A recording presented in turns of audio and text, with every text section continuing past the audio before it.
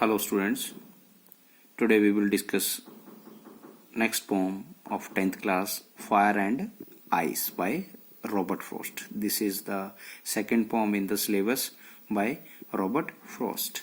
First of all, introduction.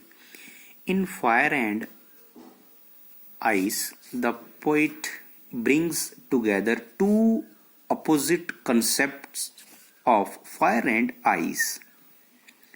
We know very well that fire and ice are of opposite nature.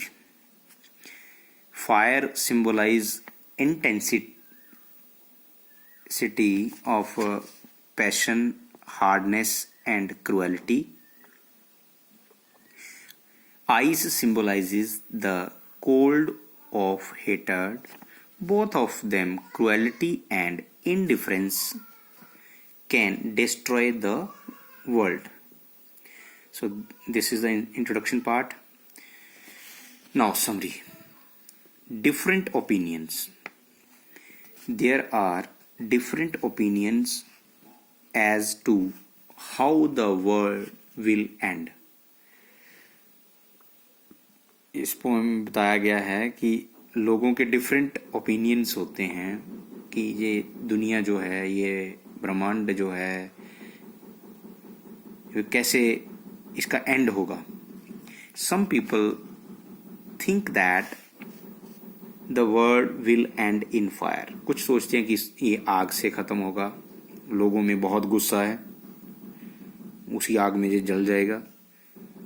जैसे बाढ़ छिड़ती है कई बार दो देशों में, कोई वर्ल्ड वार लग जाती है, एक कुछ दो चार देश एक साइड होते हैं, दो चार एक साइड. इसी तरह जो गुस्सा है वो ही पूरे संसार को खत्म कर देगा. But there are other who opine that the world will end in ice. लेकिन कुछ जो लोग हैं दूसरे, उनका जो ओपाइन होता है, उनका जो मत है, वो बोलता है कि ये जो है वो बर्फ में खत्म हो जाएगा. सारा कुछ बर्फ इसको तहस नहस कर देगी, हमारे वर्ल्ड को, संसार को. The poets opinion. The poet agrees with those who feel that the world will perish in fire. The poet is aware that the fire of anger and hatred is very strong in this world.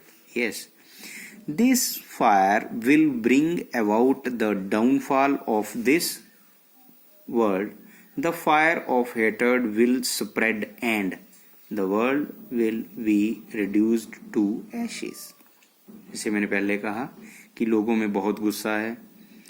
लोग इस जो गुस्सा आता है उसमें आके क्या लड़ झगड़ते हैं, आपस में लड़ाई करते हैं, एक दूसरे को मरने मारने पर उतारू हो जाते हैं. तो उसी प्रकार ये जो कुछ देश भी ऐसा करते हैं.